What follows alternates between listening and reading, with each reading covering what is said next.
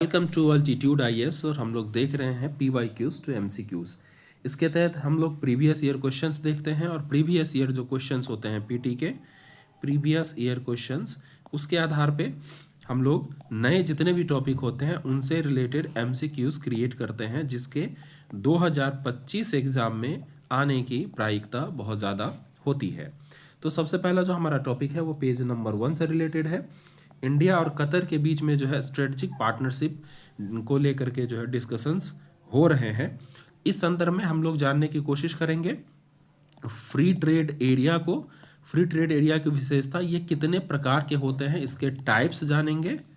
Bilateral, जैसे bilateral होता है, मल्टीलेटरल होता है, उसको हम लोग जानेंगे। इसके अलावा इसकी विशेषता देखेंगे फ्री ट्रेड एरिया की, इससे क्या लाभ होते हैं, एडवांटेज हैं क्या, वो देखेंगे।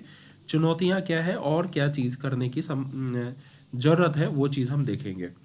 इन सारी चीज़ों को देखेंगे उससे पहले हम लोग थोड़ा सा इसका हम डिटेल देखते हैं कि भारत और कतर के संबंधों में रणनीतिक साझेदारी तक बढ़ाने का लक्ष्य लिया गया है। भारत और कतर ने अपने संबंधों को रणनीतिक साझेदारी तक बढ़ाया, जिसमें व्यापार, निवेश, ऊर्जा और सुरक्षा को शामिल किया गया है। प्रधानमंत्री नरेंद्र मोदी और कतर के अमीर जो हैं शेख तमीम बिन हमद अल थानी ने इजराइल फिलिस्तीन संघर्ष और द्विपक्षीय मुक्त व्यापार समझौते की संभावना पर चर्चा की है। तो हम इसी के विषय में सारे डिटेल देखेंगे। की हाइलाइट्स देख लीजिए। इसके तहत जो है दोनों देशों के मध्य जो व्यापार है उसको $14 बिलियन से बढ़ाकर 28 बिलियन करने की सहमति व्यक्त की गई है। इसके अलावा दोहरा कराधान समझौता पर भी हस्ताक्षर किए गए हैं। ऊर्जा और सुरक्षा के तहत देख लीजिए, कतर भारत का प्रमुख जो है ऊर्जा आपूर्ति करता है, विशेष रूप से LNG कतर हमें प्रदान करता है। दोनों देशों के मध्य जो सुरक्षा संबंध उसको मजबूत करने पर चर्चा हो रही है। इसके अलावा फ्री ट्रेड एरिया जो है, भारत और खाड़ी परिषद जो सहयोग परिषद है, गल्फ कॉपरेशन काउंसिल, उसके बीच जो फ्री ट्रेड एरिया पर बातचीत कर रहे हैं और भारत अब कतर के साथ द्विपक्षीय फ्री ट्रेड एरिया पर भी विचार कर रहा है। तो क्या क्वेश्चन बनेंगे और क्या हमें पढ़ना है, उससे पहले हम लोग देखते हैं एक क्वेश्चन जो 2016 में प्रीलिम्स में पूछा गया था।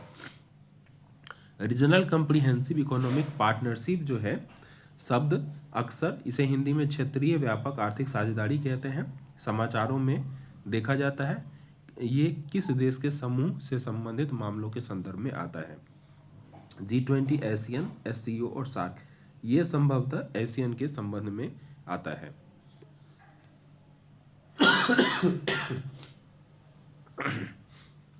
तो आसियान के संबंध में देख लीजिए, रीजनल कॉम्प्रिहेंसिव इकोनॉमिक पार्टनरशिप, ये जो है फ्री ट्रेड एग्रीमेंट है, मुक्त व्यापार समझौता, जो आसियान और अन्य जो 6 आसियान के जो सदस्य हैं, इसके अलावा +6 देशों के मध्य ये समझौता है। इसके तहत जो है आसियान जो है वो तो शामिल हैं ही 10 देश, 6 अन्य देश शामिल हैं, जिसमें चीन, जापान, दक्षिण कोरिया, ऑस्ट्रेलिया, न्यूजीलैंड और भारत। हालांकि भारत जो है 2019 में इससे अलग होने का निर्णय ले चुका है। RCEP का उद्देश्य क्या है? RCEP का उद्देश्य एक बड़ा आर्थिक समूह बनाना है जो सदस्य देशों के बीच व्यापार, निवेश और आर्थिक सहयोग को बढ़ावा दे सके। भारत ऑलरेडी इसमें से निकल चुका है और RCEP जो है आसियान से जुड़ा है, न कि G20, SCO और सार्क, तीनों में से किसी से नहीं, केवल आसियान से जुड़ा हुआ है। RCEP दुनिया के सबसे बड़े व्यापार समझौते में से एक है जो GDP का लगभग 30% को कवर करती है।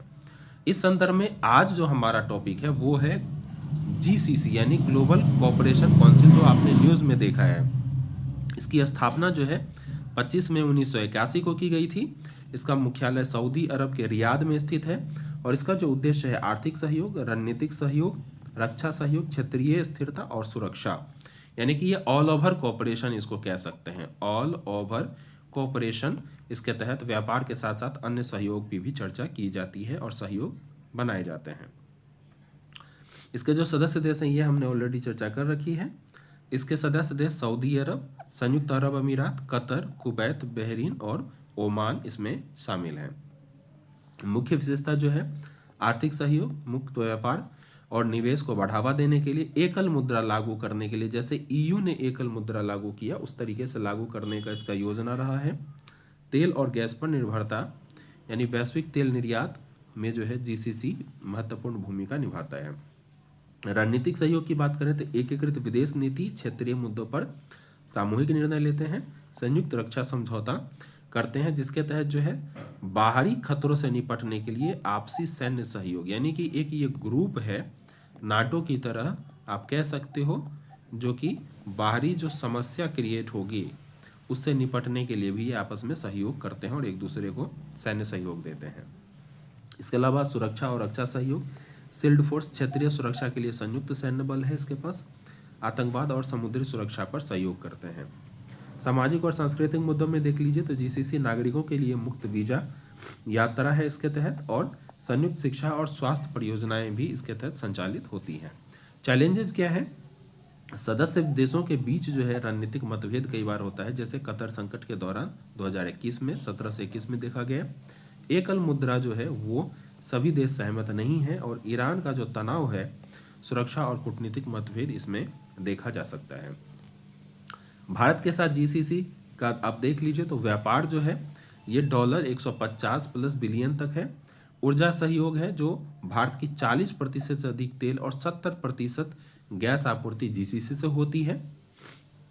प्रवासी भारतीय जो 1 करोड़ प्लस भारतीय जीसीसी में रहते हैं, और सुरक्षा और रक्षा सहयोग भी है। संयुक्त नौसैन्य अभ्यास और आतंकवाद विरोधी समझौते भी भारत और जीसीसी के मध्य संपन्न हुए हैं।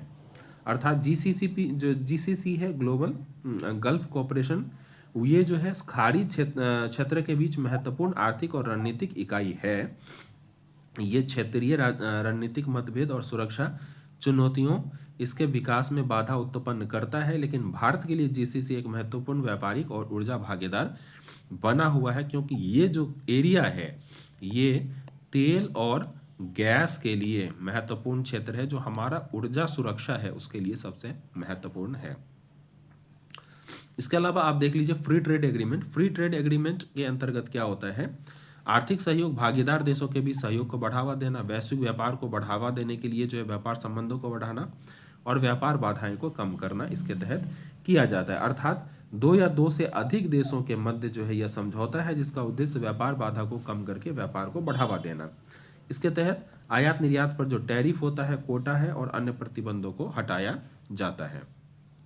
मुक्त व्यापार समझौते के जो प्रकार हैं वो देख लीजिए।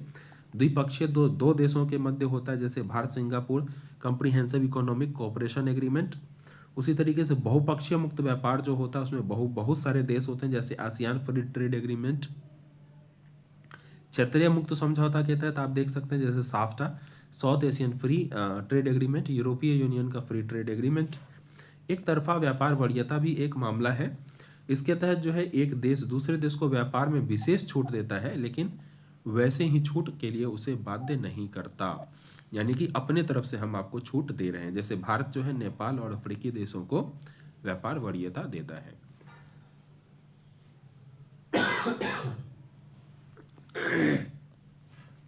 मुक्त व्यापार समझौते के लाभ क्या क्या हो सकते हैं? व्यापार में वृद्धि होती है, उद्योगों को नया व्यापार प्राप्त होता है, प्रतिस्पर्धा में वृद्धि होती है जिससे वस्तुएं जो है और गुणवत्ता बेहतर होती है, और नौकरियों में भी वृद्धि देखने को मिलता है। चुनौतियां क्या है? स्थानीय उद्योगों को खतरा होता है, इससे राजस्व की हानि कई बार होती है, और व्यापार घाटा जो है वो देखने को मिलता है, कई बार ये बढ़ने की संभावना होती है। भारत भी जो आसियान के फ्री ट्रेड एग्रीमेंट से बाहर हुआ उसका मुख्य कारण व्यापार घाटा में वृद्धि ही रहा है। भारत और मुक्त व्यापार समझौते किसके किसके साथ है? तो भारत ने 50 से प्लस देशों के साथ एफटीए और सीईपी यानी कॉम्प्रिहेंसिव इकोनॉमिक पार्टनरशिप एग्रीमेंट किया है। इसके तहत जो है यूएई के साथ 2022, ऑस्ट्रेलिया के साथ 22, भारत जो है दक्षिण कोरिया के साथ, जापान के साथ और आसियान के साथ। आसियान से हालांकि वो अब अलग हो गया है 2019 में, जो आप ऑलरेडी जान चुके हैं। इस प्रकार जो है फ्री ट्रेड एग्रीमेंट वैश्विक व्यापार को आसान बनाते हैं और आर्थिक विकास में मदद करते हैं, लेकिन इसमें जो है घरेलू उद्योगों को प्रतिस्पर्धा का सामना करना पड़ता है। इस संदर्भ में हमें संतुलित नीतियों का आवश्यकता होती है, ताकि हम क्या कर सकें, हम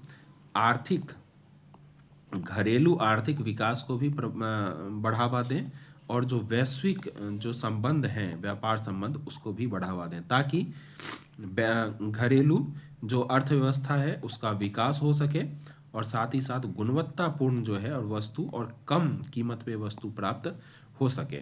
और आज के समय में आप ये समझ लीजिए कि जो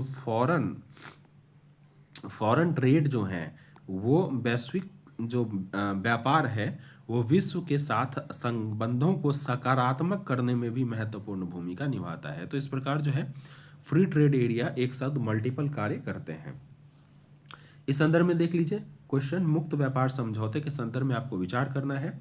द्विपक्षीय मुक्त व्यापार समझौता किसी विशेष भौगोलिक क्षेत्र में कई देशों के बीच, भौगोलिक क्षेत्र और कई देशों के बीच बिल्कुल ही गलत है।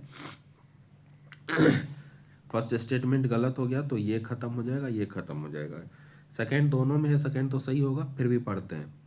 बहुपक्षीय मुक्त व्यापार समझौते 3 या अधिक देशों, अगर 2 होगा तो द्विपक्षीय हो जाएगा, तो 3 होगा तो बहुपक्षीय हो जाएगा, और अधिक देशों के बीच होता है इसमें व्यापार बाधाओं को कम करने का लक्ष्य रखा जाता है। ये बिल्कुल ही सही है। थर्ड देखिए, एक तरफा व्यापार वरीयता में दोनों भागीदार देश एक दूसरे को समान व्यापार लाभ देने की आवश्यकता नहीं होती है। एक तरफा में हमने देखा कि क्या करते हैं, हम एक तरफ से लाभ दे देते हैं, उससे हम कोई उम्मीद नहीं करते। ये आप कह सकते हो वन साइडेड लव है, जिसमें हम एक तरफ से प्यार करते हैं, दूसरी तरफ से कोई उम्मीद नहीं करते। फर्स्ट गलत क्यों है? द्विपक्षीय व्यापार 2 देशों के बीच होता है, बहुत सारे देशों के बीच नहीं होता है। और थर्ड स्टेटमेंट गलत क्यों है? क्योंकि एक तरफा व्यापार वरीयता जो है दोनों देशों को समान लाभ देने आवश्यक नहीं है इसमें, बल्कि एक देश जो है दूसरे देश को व्यापारिक छूट प्रदान करता है, दूसरे को बाध्य नहीं किया जाता इसके तहत। आपको मैंने पहले ही ये सारे डिटेल्स दे दिए हैं, आप ऊपर स्टडी कर सकते हैं। इसका पीडीएफ प्राप्त करने के लिए आप हमारे ग्रुप से जुड़ सकते हैं। ये व्हाट्सएप पे ग्रुप है, जो डिस्कशन यूट्यूब पे वीडियो डालते हैं उससे पहले ही आपको ये प्राप्त हो जाता है, ताकि आप इसको स्टडी कर सकें। अगला है हमारा पेज नंबर 2 पे टॉपिक, जो NAAC shifting inspection to online puts Bengal college on.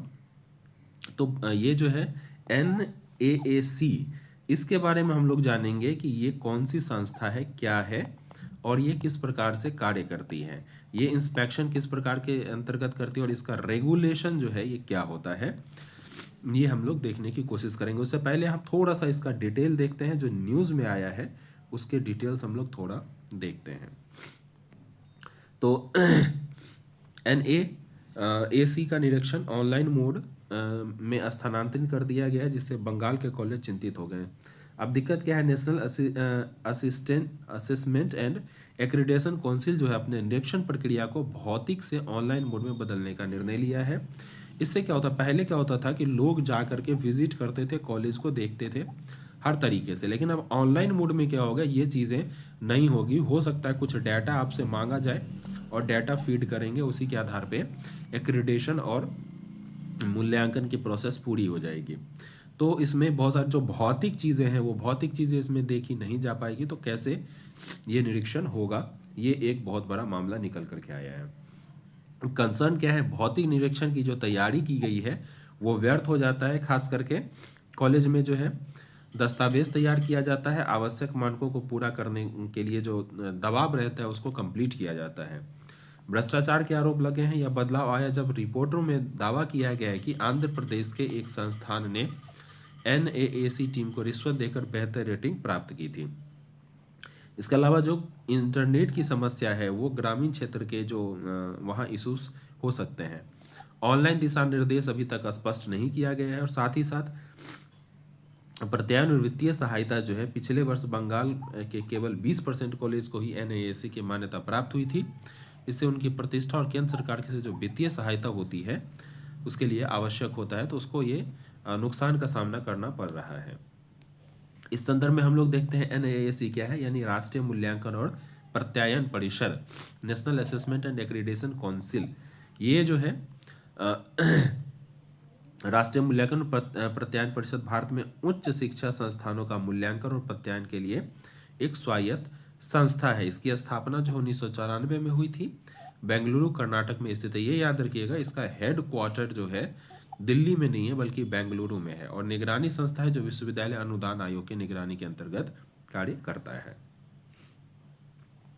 उद्देश्य क्या है, उच्च शिक्षा में गुणवत्ता में सुधार करना, संस्थानों की जो है गुणवत्ता मानकों का निर्धारण करना, नियमित मूल्यांकन और प्रत्यायन द्वारा जो हायर एजुकेशन इंस्टीट्यूशंस होते हैं उसकी दक्षता को बढ़ावा देना, शिक्षा, अनुसंधान, प्रशासन और बुनियादी ढांचे में गुणवत्ता का मापन करना।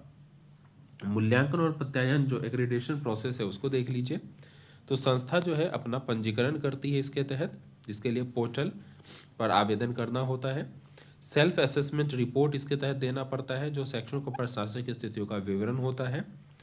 समिति दौरा करती है। अब हालांकि ये दौरा नहीं होगा, क्योंकि अब ये ऑनलाइन मोड में होने की संभावना बन गई है।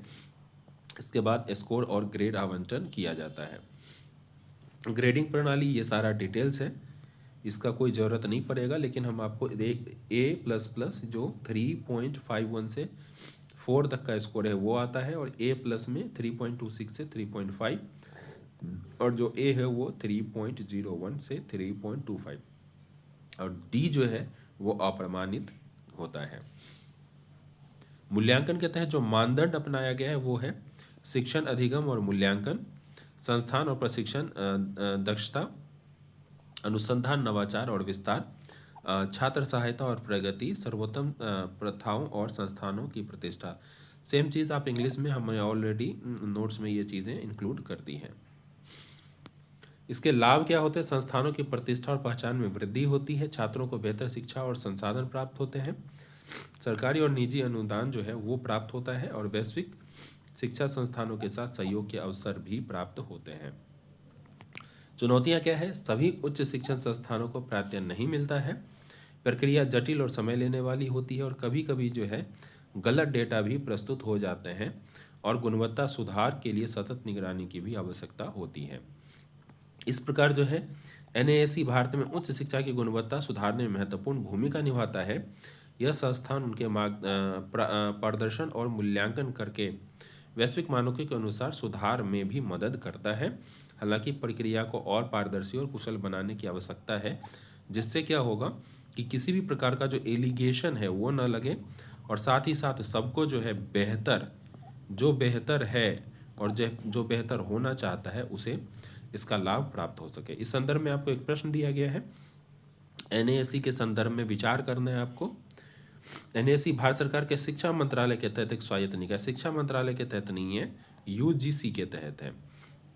पहला स्टेटमेंट गलत हो जाता है। सेकंड देख लीजिए, NASE उच्च शिक्षण संस्थानों की शिक्षण गुणवत्ता, अनुसंधान और बुनियादी ढांचे जैसे मानदंडों के आधार पर प्रत्यायन प्रदान करता है। यह बिल्कुल सही है। NASE का मुख्यालय नई दिल्ली में नहीं है, बेंगलुरु में है। तो थर्ड भी गलत हो गया, तो ओनली बी जो है इसका सही आंसर हो जाएगा। फर्स्ट गलत क्यों है? क्योंकि ये विश्वविद्यालय अनुदान आयोग के अंतर्गत है, शिक्षा मंत्रालय के अंतर्गत नहीं है। थर्ड गलत क्यों? क्योंकि इसका मुख्यालय दिल्ली में नहीं है, बेंगलुरु कर्नाटक में स्थित है। बाकी डिटेल्स हमने ऑलरेडी आपको दे दिया है। अगला है हमारा पेज नंबर 6 पे, द हिंदू के।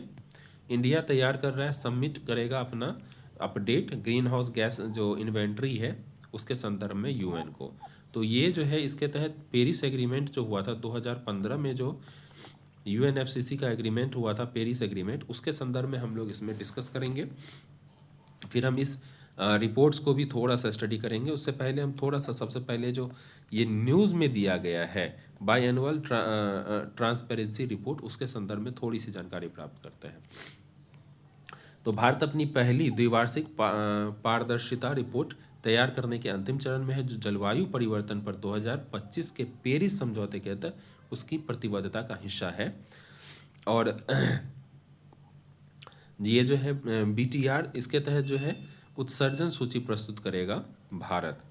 यह रिपोर्ट भारत की आधिकारिक ग्रीन हाउस गैस उत्सर्जन की सूची, उसके प्रमुख स्रोत और मुख्य क्षेत्रों की प्रस्तुति करेगा। यह ऊर्जा दक्षता, नवीकरणीय ऊर्जा की ओर परिवर्तन और संसाधनों की उपलब्धता पर भी ध्यान केंद्रित करेगा। इसके तहत जो है वैश्विक उत्सर्जन में भारत की हिस्सेदारी देखें तो भारत का जो उत्सर्जन वैश्विक उत्सर्जन का केवल 4 से 5% है, जो प्रति व्यक्ति उत्सर्जन वैश्विक औसत की 1/3 से भी कम है। यानी कि पर कैपिटा अगर हम देखें उत्सर्जन, तो ये जो वर्ल्ड लेवल पे है उसका 1/3 भी नहीं है। वैश्विक परिप्रेक्ष्य और देरी के विषय में देखें तो BTR सबमिशन COP21 की प्रतिबद्धता यानी कि 2015 पेरिस समझौते का हिस्सा है, लेकिन अधिकांश देश इसे 2024 में कोप 29 बाकू में प्रस्तुत करना शुरू किया था। इस संदर्भ में हम लोग देखते हैं कि बायएनुअल ट्रांसपेरेंसी रिपोर्ट क्या है और 2015 का जो पेरिस एग्रीमेंट है और क्लाइमेट चेंज उसके विषय में भी जानेंगे। तो बायएनुअल ट्रांसपेरेंसी रिपोर्ट जो है यह जलवायु परिवर्तन से संबंधित देशों की प्रगति को रिपोर्ट करने की एक प्रणाली है। यह रिपोर्ट पेरिस समझौता जो है 2015 उसके तहत अनिवार्य किया गया है। ये ध्यान आपको रखने की जरूरत होगी। इसका उद्देश्य कार्बन उत्सर्जन और जलवायु कार्यवाही की निगरानी करना है। ग्लोबल स्टॉकटेक जो है प्रक्रिया में ये योगदान देता है। राष्ट्रीय स्तर पर निर्धारित जो एनडीसीज हैं, नेशनली डिटरमाइंड कंट्रीब्यूशन, जो लोगों ने टारगेट रखा है उसके विषय में जानकारी प्रदान करना और वित्तीय और तकनीकी सहायता का आकलन करना। विशेषता देखिए इसकी, तो ये हर 2 साल में प्रस्तुत किया जाता है, ये हर साल प्रस्तुत नहीं किया जाता, ध्यान देंगे। ग्रीन हाउस गैस उत्सर्जन की रिपोर्टिंग इसके तहत अनिवार्य की गई है। ये 2 चीज़ काफ़ी महत्वपूर्ण है जो आपको ध्यान रखने की जरूरत होगी। जलवायु नीतियों और उपायों का दस्तावेजीकरण, वित्तीय और तकनीकी सहायता पर रिपोर्टिंग और ग्लोबल स्टॉकटेक प्रक्रिया का जो है हिस्सा, ये सारे इसके तहत आते हैं। अब हम देखते हैं 2015 का जो पेरिस समझौता है उसके विषय में। तो ये कोप जो 21 सम्मेलन हुआ था 2015 के अंतर्गत पेरिस में, इसमें टारगेट लिया गया था कि तापमान वृद्धि को सीमित करना है, 1.5 डिग्री सेल्सियस तक कम करना है, कोशिश ये करनी है, और अधिक से अधिक सदी के अंत तक 2 डिग्री सेल्सियस तक ज़्यादा से ज़्यादा बढ़ने चाहिए, अन्यथा संतुलन जो है बिगड़ जाएगा। तो इसके ऑब्जेक्टिव देख लीजिए, ग्लोबल वार्मिंग को 1.5 डिग्री सेल्सियस तक कम करना, सीमित करना, जो वृद्धि जो हो रहा है, ग्लोबल वार्मिंग जो हो रही है उसको 1.5 डिग्री सेल्सियस तक सीमित करने की जरूरत है पूर्व औद्योगिक पीरियड से आज तक के लिए। इसके तहत कार्बन उत्सर्जन को कम करना और नेट जीरो उत्सर्जन प्राप्त करना, विकासशील देशों की वित्तीय और तकनीकी सहायता प्रदान की जाएगी। इसके तहत जलवायु परिवर्तन के प्रभावों के अनुकूलन के लिए उपाय करना और पारदर्शी और जवाबदेहिता सुनिश्चित करना, ये सारे इसके तहत ऑब्जेक्टिव्स हैं। प्रोविजंस देख लीजिए, सबमिट करना है, नेशनली डिटरमाइंड कंट्रीब्यूशन है उसको प्रस्तुत करना होता है। जलवायु वित्त पोषण के लिए विकसित देशों द्वारा $100 बिलियन वार्षिक सहायता इसके तहत प्रदान की जाती है। 5 साल में एक बार ग्लोबल स्टॉकटेक करना होता है। इसके तहत जलवायु परिवर्तन के प्रभावों से निपटने के लिए क्षति और हानि तंत्र जो है, लॉस एंड डैमेज मैकेनिज्म भी इसका पार्ट है। अर्थात जो बायएनुअल ट्रांसपेरेंसी रिपोर्ट है BTR, वो पेरिस एग्रीमेंट के तहत दोनों पारदर्शिता और जलवायु परिवर्तन नीतियों को लागू करने के लिए महत्वपूर्ण है, और BTR जलवायु प्रतिबद्धताओं की निगरानी के लिए आवश्यक रिपोर्टिंग तंत्र है। पेरिस समझौता जलवायु परिवर्तन से निपटने का एक वैश्विक प्रयास का आधार प्रदान करता है और दोनों मिलकर जलवायु कार्यवाही को प्रभावी बनाने में सहायता करते हैं। अगर हम इन चीज़ों को लेकर के आगे चलते हैं तो क्या होता है, हम जो है विकास और पर्यावरण, इन दोनों के मध्य एक संतुलन स्थापित कर पाते हैं जो कि सतत विकास की दिशा में हमें आगे बढ़ाता है। तो ये सारे जो वाक्य आप लिखेंगे ना, तो आपको अच्छे मार्क्स आने की संभावना है। इस संदर्भ में एक प्रीलिम्स का क्वेश्चन देख लीजिए। अनिवार्य द्विवार्षिक जो पारदर्शी रिपोर्ट है, देशों के लिए जलवायु परिवर्तन से निपटने में अपनी प्रगति को प्रदर्शन करने की रिपोर्ट प्रणाली है, जो किस समझौते के तहत आती है, Kyoto protocol, Paris agreement, Montreal protocol और UNFCCC फ्रेमवर्क। तो ये पेरिस एग्रीमेंट के तहत जो 2015 में हुआ था उसके तहत ये रिपोर्टिंग प्रणाली आती है। तो बी हमारा सही उत्तर हो जाएगा। डिटेल क्या है, जो हमने आपको डिटेल ऑलरेडी दे रखा है।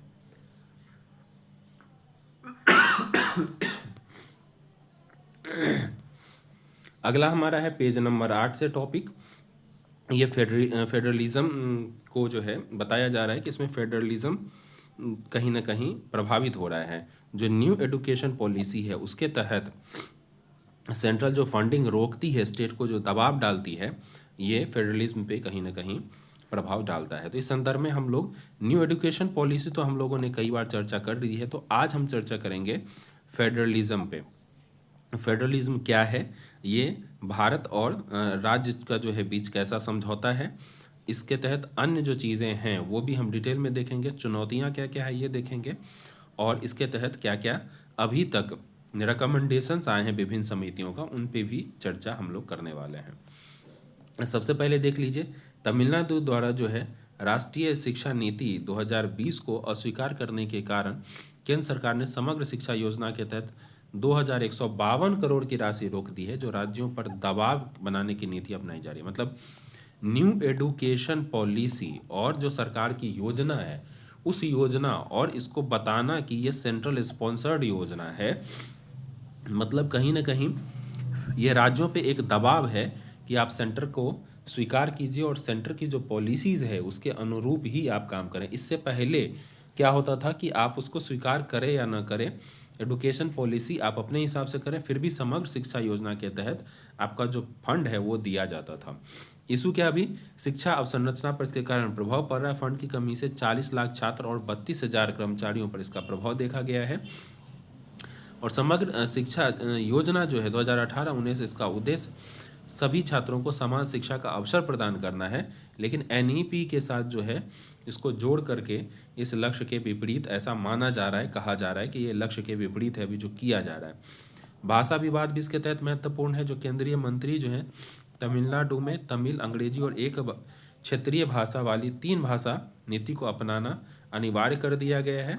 और इस नीति के तहत जो ऐतिहासिक विरोध है 1968 में 2 भाषा प्रणाली तमिल और अंग्रेजी अपनाए हुए हैं, तो ये कहीं ना कहीं एक संघर्ष का माहौल सेंटर और स्टेट के बीच में क्रिएट करता है। भाई सेंटर को क्या जरूरत है कि स्टेट को हम जबरदस्ती 3 भाषा ही दें, मतलब जबरदस्ती का कोई मतलब नहीं है, आप एक्सेप्ट करो या ना करो, आपको जैसे बच्चे को जिस भाषा में देना है वो दे दो। समग्र शिक्षा के तहत जो जिसका फंड है वो फंड उसको दे दो, जरूरी नहीं है कि हम आपकी सारी योजनाओं को एक्सेप्ट करके चलें। फेडरलिज्म का संघवाद पर कैसे प्रभाव पड़ता है ये देखिए, यह समान नीति लागू करना सहकारी संघवाद और क्षेत्रीय स्वायत्तता को कमजोर कर सकता है, यानी कि जो स्वायत्तता है वो राज्य अधिक चाहते हैं, इसमें कहीं ना कहीं ये हस्तक्षेप को बढ़ावा देता है। संविधान के समवर्ती सूची के तहत आने वाले विषयों में लचीलापन और संवाद जरूरी है, वित्तीय दबाव जरूरी नहीं है, ये इस कारण से संघवाद को ये प्रभावित कर सकता है। रिकमेंडेशंस देख लीजिए, शिक्षा नीति जो है वो विकेंद्रित होनी चाहिए, यानी कि शिक्षा के लिए केंद्र सरकार की नीति को एनईपी से अलग किया जाए और सामान्य प्रदर्शन मानकों के साथ जोड़ा जाना चाहिए। वैकल्पिक राज्य नीति होनी चाहिए, तमिलनाडु को अपनी राज्य शिक्षा नीति के अंतिम रूप देकर लागू करना चाहिए ताकि शैक्षणिक स्थिरता है वो बनी रहे। इसके अलावा केंद्र सरकार को वित्तीय बाधाओं के बजाय रचनात्मक संघवाद के माध्यम से समाधान निकालने की जरूरत है। इस संदर्भ में हम लोग देखेंगे भारत के संघवाद के विषय में चर्चा करेंगे। संघवाद क्या है, तो संघवाद जो है एक शासन प्रणाली जिसमें सत्ता केंद्र और राज्य इकाइयों के बीच विभाजित होती है। केंद्र मतलब शक्तियों का विकेंद्रण सेंट्रल के पास, और शक्ति का विकेंद्रीकरण देखें तो इसका मतलब है जो सेंटर है अथॉरिटी, अपना अथॉरिटी स्टेट को जो है पावर देता है कि आप अपने हिसाब से चीज़ों को चेंज कर सकें। केंद्रीकरण में जो है स्टेट क्या करता है, स्टेट से पावर ले लिया जाता है और सेंटर अपने पास ज़्यादा पावर रखता है। तो भारत में देखें तो भारत में जो है संविधान संघीयता और एकात्मकता के बीच संतुलन को स्थापित करने की कोशिश करता है, इसीलिए ये एक तराजू दिया गया है कि देखो कैसे बैलेंस हो रहा है कि नहीं हो रहा है। लेकिन भारत में एकात्मक प्रवृत्ति भी ज़्यादा देखने को कई बार मिल जाती है। वर्तमान में अगर आप न्यू एडुकेशन पॉलिसी के तहत अगर फंडिंग रोकने की बात देखें तो ये कहीं ना कहीं केंद्रीयकरण पे जोर देता हुआ दिखाई देता है। अगर हम देखें अनुच्छेद 1 के तहत तो भारत को राज्यों का संघ कहा गया है, ये संविधान के अंतर्गत अनुच्छेद फर्स्ट ही है जो भारत को राज्यों का संघ कहा गया है। संघवाद के प्रकार की बात करें तो डुअल फेडरलिज्म, केंद्र और राज्य के बीच जो शक्तियों का स्पष्ट विभाजन होता है। सहकारी संघवाद, केंद्र और राज्य जो है समन्वय से कार्य करते हैं। तो भारत की जो स्थिति है उसको सहकारी संघवाद की दिशा में आगे बढ़ने की जरूरत है, ऐसा सेंटर और स्टेट दोनों से सुनने को मिल जाता है, लेकिन इस पे जो काम है वो होना बड़ा मुश्किल होता है। प्रतिस्पर्धी संघवाद, राज्य आर्थिक और प्रशासनिक रूप से प्रतिस्पर्धा करते हैं। सामान्य संघवाद में सभी राज्यों के लिए समान नीतियां होती है और असामान्य संघवाद में विशेष राज्यों के लिए को विशेष अधिकार होता है। तो भारत की अगर बात करें तो भारत जो है एक मिला जुला फेडरलिज्म की ओर दिखाई देता है हमें। जिसके तहत शक्ति जो है केंद्र और राज्य के बीच विभाजित भी है लेकिन वो अस्पष्ट नहीं है। केंद्र जो है राज्य में समन्वय भी करते हैं लेकिन प्रतिस्पर्धा भी आपस में बनी हुई है। साथ ही साथ राज्यों के लिए दो प्रकार की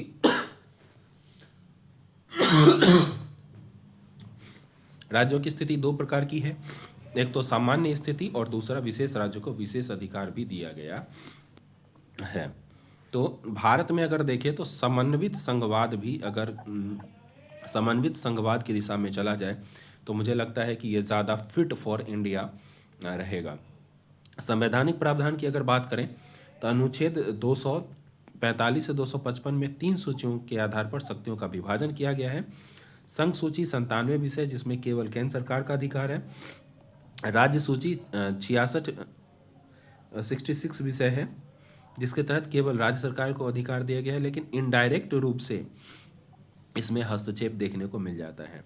समवर्ती सूची 47 विषय है, दोनों को अधिकार क्षेत्र है लेकिन कहीं ना कहीं वर्तमान जो सेंटर है उसकी पॉलिसी ये है कि सेंट्रलाइजेशन ऑफ पावर यहाँ पे देखने को मिल जाता है। तो ये कहीं ना कहीं इस पे ज़्यादा कंट्रोल, क्योंकि जो समवर्ती सूची है इसके तहत अगर सेंटर कानून बना देता है तो सेंटर के अधिकार क्षेत्र में सारी चीज़ें आ जाती है। तो आप डिपेंड करता है कि सेंटर में जो गवर्नमेंट है वो किस प्रकार से काम करती है। इसके अलावा अनुच्छेद 356 राष्ट्रपति शासन को लागू करने का प्रावधान देता है जो अपने आप में एक विवादित विषय भी बहुत बड़ा है। संघीय व्यवस्था की मुख्य विशेषता को अगर देखें तो संविधान की सर्वोच्चता, केंद्र और राज्य को संविधान के अनुसार कार्य करना होता है। स्वतंत्र न्यायपालिका है। द्विसदनीय जो संसद है, राज्यसभा लोकसभा दोनों में है। वित्तीय संघवाद, केंद्र और राज्य वित्तीय संबंधों की व्यवस्था है और विशेष राज्य का दर्जा भी दिया गया है जो भारत में संघीय व्यवस्था की विशेषताएं हैं। फेडरलिज्म में जो संघवाद है उसमें भारत में समस्या क्या है, राज्यपाल की भूमिका जो है काफ़ी विवाद में रहता है।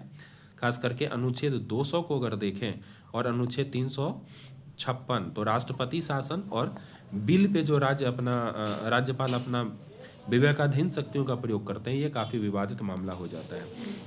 वित्तीय असमानता, कर और संसाधनों पर असमान वितरण जो है राज्यों में असंतोष का एक महत्वपूर्ण कारण होता है। अनुच्छेद 356 राष्ट्रपति शासन, राज्यों की स्वायत्तता, केंद्र सरकार द्वारा जो है अधिक नियंत्रण करने की कोशिश की जाती है। उसके बाद असमान विकास, राज्यों के बीच असमान आर्थिक और बुनियादी ढांचे का जो विकास हुआ है वो भी कहीं ना कहीं एक बड़ी चुनौती के रूप में संघवाद के समक्ष प्रस्तुत होता है। रिकमेंडेशंस क्या है, राज्यपाल की नियुक्ति में निष्पक्षता होनी चाहिए, विकेंद्रीकृत जो है वित्तीय व्यवस्था होनी चाहिए, 3 सरकार जो है स्तरीय सरकार, स्थानीय सरकार को अधिक अधिकार देना चाहिए, राज्यों को अधिक स्वायत्तता देनी चाहिए खास करके समवर्ती सूची के विषय पे, और राज्य को अधिक स्वतंत्रता देने की जरूरत है। संघीय संस्थाओं को और मजबूत करने की जरूरत बताई जाती है। अर्थात भारतीय संघवाद जो है भारत की जो है मूल विशेषता संघवाद है।